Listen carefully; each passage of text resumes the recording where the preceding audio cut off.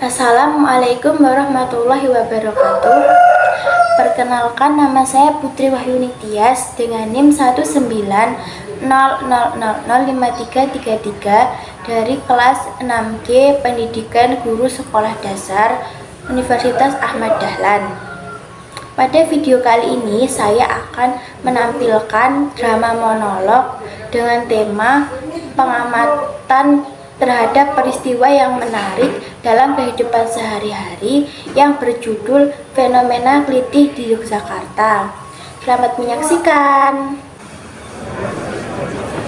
Suara apa itu?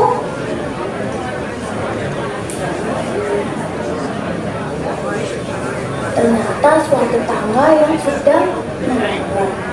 Mereka sedang membicarakan tentang kelitih yang terjadi beberapa hari yang lalu.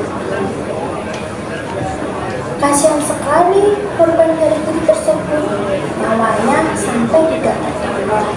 Padahal biasanya korban kelitih tidak punya masalah dengan para pelaku.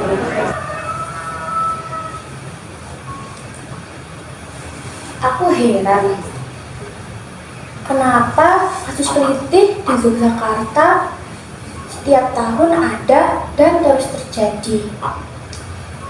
Bagaimana kinerja aparat? Apakah mereka tidak sungguh-sungguh untuk menuntaskan kasus kelitih ini? Padahal aku pernah membaca artikel jika aparat sudah melakukan kinerja secara maksimal. Tapi mana? Menurutku kinerja aparat masih kurang. Sepertinya kinerja aparat harus ditambah lagi. Misalnya dengan melakukan patroli di daerah-daerah yang rawan kelitih.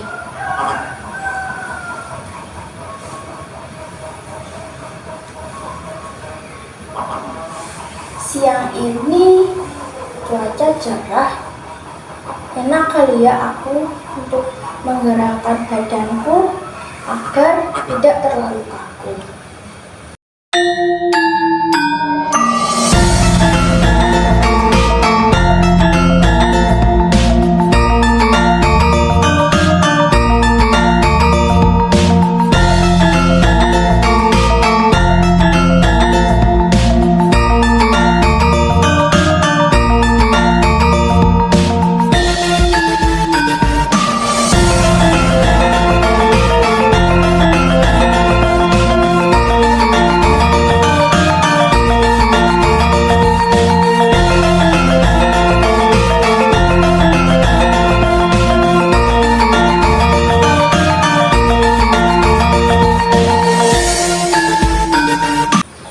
Hari ini sebelum berkuliahan, aku akan menggunakan laptop untuk membaca berita di laman website terlebih dahulu.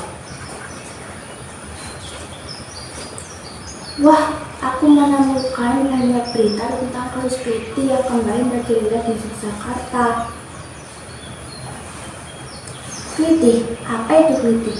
Mengapa kelitih merajalela di Yogyakarta? Bagaimana dengan daerah lain?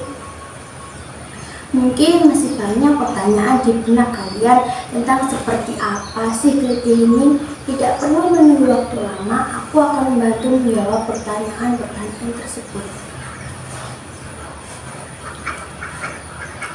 Awalnya, kelitih ini memiliki makna positif.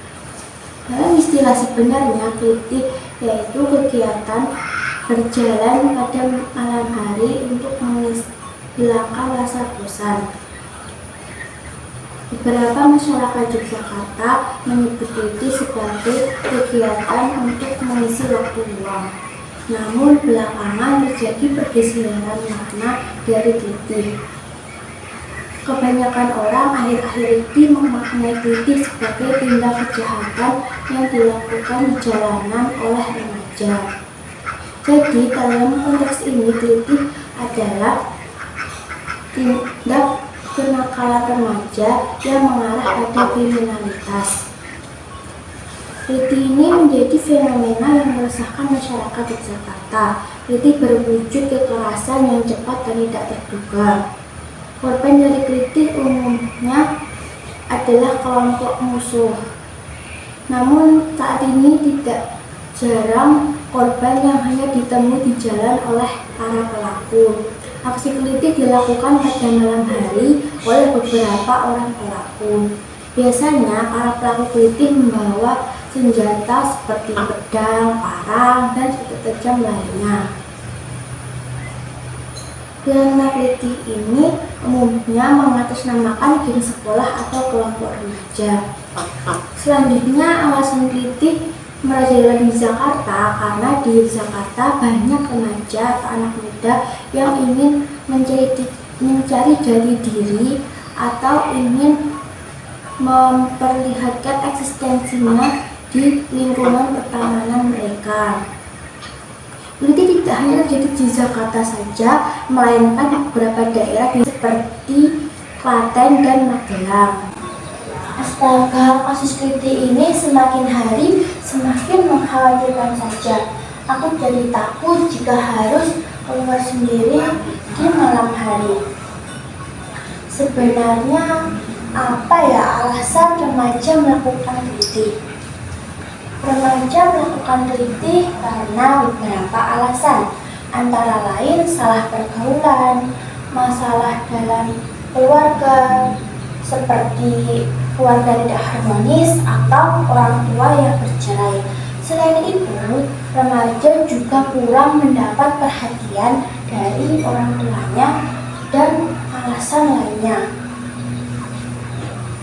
Oh iya, kalian tahu tidak? Beberapa masyarakat Yogyakarta tidak hanya membahas kelitih, tetapi juga membahas tentang begal. Lalu, apakah kelitih dan begal itu sama? Kelitih dan begal itu memiliki arti yang hampir sama, yaitu tindakan kejahatan atau kriminalitas yang terjadi di jalanan. Tetapi ada sedikit perbedaan. Jika kelitih itu adalah tindak kejahatan atau kriminalitas yang dilakukan untuk menyerang orang lain dengan tujuan menunjukkan eksistensi. Sedangkan begal adalah tindakan kejahatan atau kriminalitas untuk menyerang orang lain dengan tujuan merampas barang atau harta dari korbannya.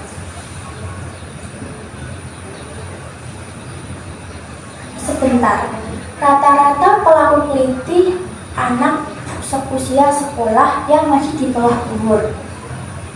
Jika seperti itu, bagaimana hukuman untuk anak di bawah umur? Pelaku kelitih di bawah umur sangat mungkin untuk dipidana. Namun,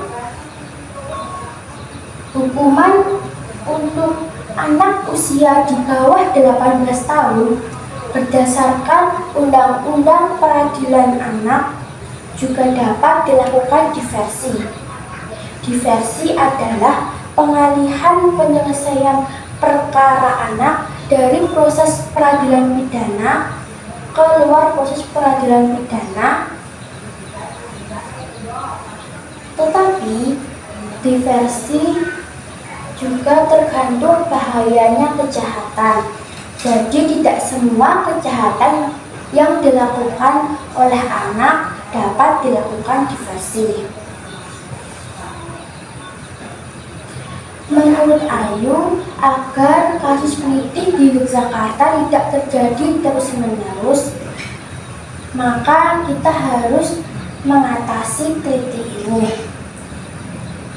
Menurut Ayu, cara untuk mengatasi kelitih harus melibatkan semua kalangan, mulai dari keluarga, sekolah, pemerintah, dan masyarakat.